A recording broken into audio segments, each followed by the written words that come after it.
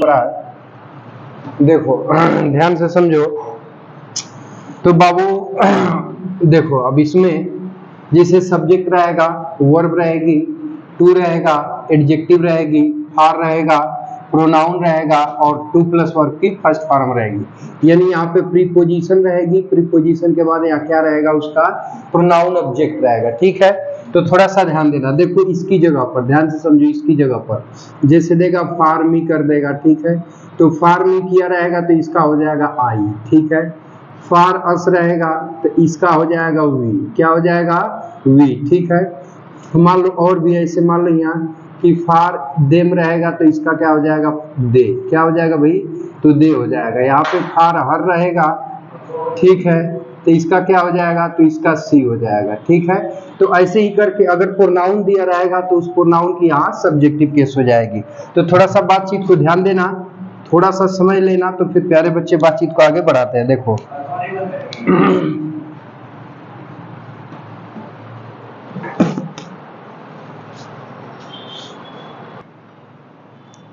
हाँ, तो प्यारे बच्चे ध्यान दीजिएगा।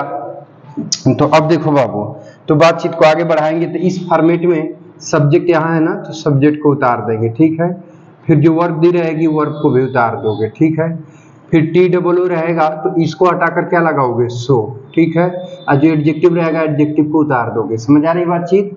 इसके बाद फार प्लस फार मी रहेगा तो आई हो जाएगा, फारस रहेगा तो बी हो जाएगा, फारदेम रहेगा तो दे हो जाएगा, फारहर रहेगा तो सी हो जाएगा। ठीक है, तो अभी आप उसी प्रोनाउन की लिख लेते हैं सब्जेक्टिव केस। कौन सी केस भाई, तो सब्जेक्टिव केस हो जाएगी। ठीक है, फिर इसके बाद अगर यहाँ ये देखो, अगर ये वर्ब प्रेजेंट टेंस में ये मार रहेगी तो यहाँ क्या लग जाएगा, कैन नॉट। ठीक है, पास्ट टेंस में रहेगी तो क्या लग जाएगा, कुड नॉट। ठीक है, अब इसके बाद आप क्या लगाओगे, वर्ब की फर्स्ट फॉर्म, फिर अदर वर्ड जो भी आया रहेगा उसे उतार दोगे। समझ में आई बातचीत। देखो ध्यान से समझो थोड़ा सा।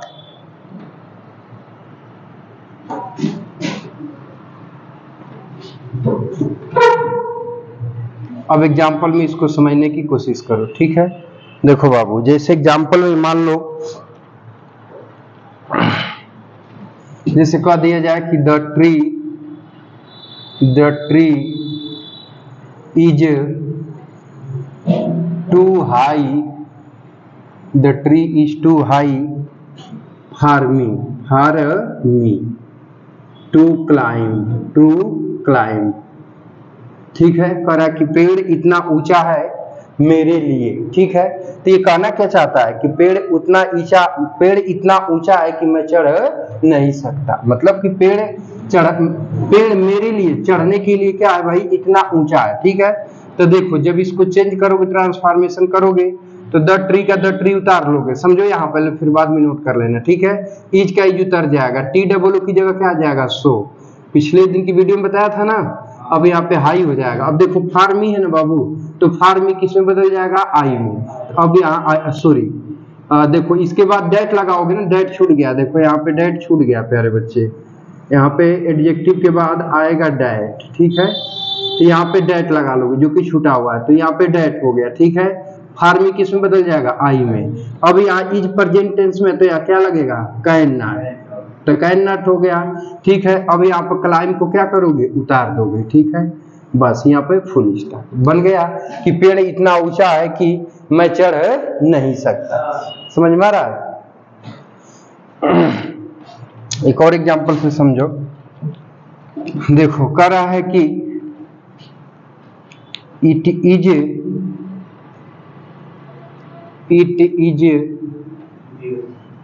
To difficult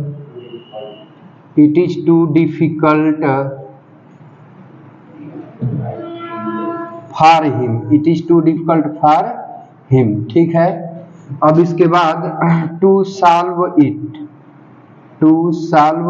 the problem, to solve the problem. देखो अब इसको हमको चेंज करना है ना, ट्रांसफॉर्मेशन करना है, तो इट का इट उतार दोगे। ठीक, इज का इज भी उतर जाएगा, टी डबल ओ की जगह क्या लगेगा, सो। ठीक है, डिफरेंट को भी हम क्या करेंगे, उतार लेंगे। ठीक है, अब देखो यहाँ पे क्या लगा लेंगे बाबू, डेट। अब फॉर हिम है ना, तो फॉर हिम की सब्जेक्टिव केस क्या हो जाएगी, फॉर हिम का तो ही होता है ना, तो अब यहाँ पे ही हो जाएगा, ठीक है। नहीं दे फॉर देम का न दे होगा, ठीक है, तो फॉर हिम का ही हो जाएगा। अब यहाँ पे ये इज है तो ये प्रेजेंट टेंस में है ना, प्रेजेंट टेंस में तो यहाँ क्या लग जाएगा, कैन नॉट। तो अब यहाँ पे क्या हो गया, कैन नॉट। अब सॉल्व द प्रॉब्लम को क्या करोगे, उतार दोगे, बस सॉल्व द प्रॉब्लम, बस बातचीत यहीं पे क्या हो जाएगी, समाप्त हो जाएगी। अब बोलो कोई दिक्कत है, कोई दिक्कत नहीं ना है, तो नोट कर लो, तो फिर बातचीत को आगे की तरफ बढ़ाते हैं।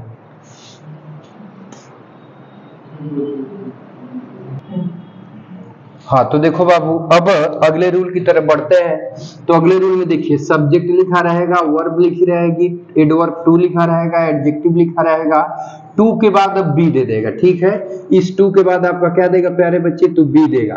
तो अब ये क्या, बी किसको इंडिकेट करेगा, तो ये बी दर्शाता है, ऊपर दिख रहा है भाई, ये पैसिव वॉइस को बताएगा, किसको बताएगा, पैसिव वॉइस को। अगर इन्फिनेटिव टू के बाद कभी भी बी आता है तो ये किसको बताएगा, तो पैसिव वॉइस को बताया था। पिछली वीडियो में हमने ये भी बताया था कि टी डबल ओ को एडवर्ब टू कहा जाता है और इस टू को क्या कहा जाता है, इन्फिनेटिव टू। समझ में आ रही बात। तो अब इन्फिनेटिव टू के बाद यदि बी का प्रयोग किया हो तो इससे ये सिद्ध होता है कि वाक्य पैसिव वॉइस का है। बात समझ में आ रहा है। या फिर अगर कहा जाए कि मतलब एडवर्ब टू का पैसिव बनाइए तो आपको कुछ करना नहीं रहेगा। अब जो वर्ब की फर्स्ट फॉर्म लिखेंगे उसके पहले बी लगा देंगे तो तुरंत वाक्य पैसिव वॉइस का बन जाएगा। समझ आ रही है ना। ये नहीं अलग से आपको कुछ भी नहीं करना है, सीधा सीधा वर्ब की फर्स्ट फॉर्म आ रही है उसके पहले बी लगा दीजिए, पैसिव हो गया। या फिर पहले से टू के बाद या बी वर्ब की फर्स्ट फॉर्म है इसके पहले बी दिया है तो वाक्य क्या कहलाएगा, पैसिव वॉइस का हो गया। ठीक है। तो अब देखिए ऐसे वाक्यों का ट्रांसफॉर्मेशन करेंगे तो सेम रूल लगाएंगे, कुछ भी अलग नहीं लगाना है। कैसे, तो देखिए सब्जेक्ट का सब्जेक्ट आप यहाँ पे लिख लोगे, ठीक है बाबू। इसके बाद जो वर्ब दी रहेगी वर्ब को उतार दोगे, ठीक है। इसके बाद टी डबल ओ की जगह क्या लगाता है वो, सो, तो सो लगा लोगे। फिर एडजेक्टिव जो दिया रहेगा एडजेक्टिव को उतार लोगे, ठीक है। इस टू की जगह क्या लग जाता है, डैट, तो अब यहाँ पे डैट लगा दोगे। अब पहले वाक्य का यहाँ जो सब्जेक्ट रहेगा उसको यहाँ लिख लेंगे, ठीक है। तो अब यहाँ पे सब्जेक्ट हो गया। अगर ये क्रिया प्रेजेंट में है तो कैन, पास्ट में है तो कुड, तो प्लस यहाँ कैन हो जाएगा, अब क्या हो जाएगा, कुड हो जाएगा, ठीक है।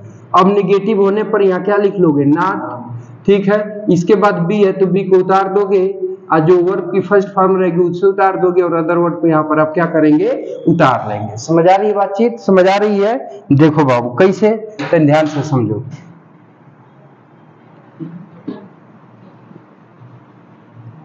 अब एक एग्जांपल से समझ लो, ठीक है बाबू। देखो ध्यान से समझना, जिसे कह दिया जाए एग्जांपल में, द हाउस इज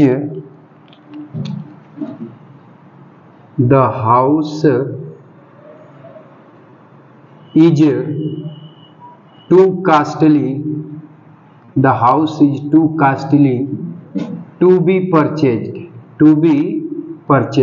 ठीक है। ध्यान दीजिएगा, टू बी परचेज्ड। देखो बाबू ध्यान से समझ लो, ठीक है।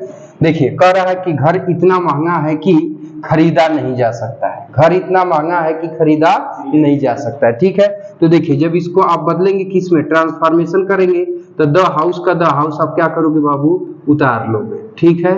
अब इज का इज भी उतर जाएगा, टी डबल ओ की जगह क्या लग जाएगा, सो, और कास्टली को भी क्या करोगे, उतार लोगे, ठीक, कोई दिक्कत नहीं ना है। अब इस टू की जगह आप क्या लगा लेंगे, दैट। अब इसके बाद पहले वाक्य की कर्ता को लिखते हैं तो ध्यान से समझिएगा। पहले वाक्य का कर्ता क्या है, हाउस है, तो हाउस निर्जीव है तो इसके लिए या तो हाउस ही यहाँ पर लिखिए या फिर इसके लिए प्रोनाउन लगाएंगे। तो हाउस के लिए प्रोनाउन क्या लगाएंगे, निर्जीव है तो इट लगाएंगे, क्या लगाएंगे, इट, ठीक है। तो अब यहाँ पे डैट के बाद क्या आ जाएगा, इट आ जाएगा, ठीक है। अब भाई देखिए इज प्रेजेंट टेंस में है तो कैन आएगा कि कुड आएगा, कैन, तो अब यहाँ पर आप क्या लिख लेंगे, कैन, और यहाँ पे क्या लगा लेंगे, नॉट, ठीक है। अब यहाँ पे बी है तो आप भी यहाँ पर क्या लिख लोगे, बी, और परचेज्ड है तो इसका थर्ड फॉर्म है तो परचेज्ड को यहाँ पे आप क्या करोगे, उतार दोगे। बस यहाँ क्या लगा लेंगे हम, फुल स्टॉप। समझ आई बातचीत, समझ आई बातचीत। चलो जो है कि नोट कर लो। हाँ तो प्यारे बच्चे अब हम लोग अगले रूल की तरफ बढ़ते हैं, ठीक है।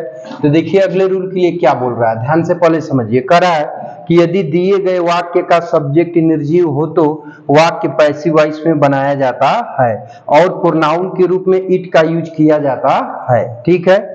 देखिए तो कहने का मतलब है कि पहले तो आपका सब्जेक्ट लिखा रहेगा, ठीक है, फिर वर्ब रहेगी, टी डबल ओ रहेगा, फिर एडवर्ब रहेगा, ये एडजेक्टिव रहेगी, फिर टू रहेगा, फिर वर्ब की फर्स्ट फॉर्म, फिर अदर वर्ड रहेगा। ठीक है, ध्यान दीजिएगा।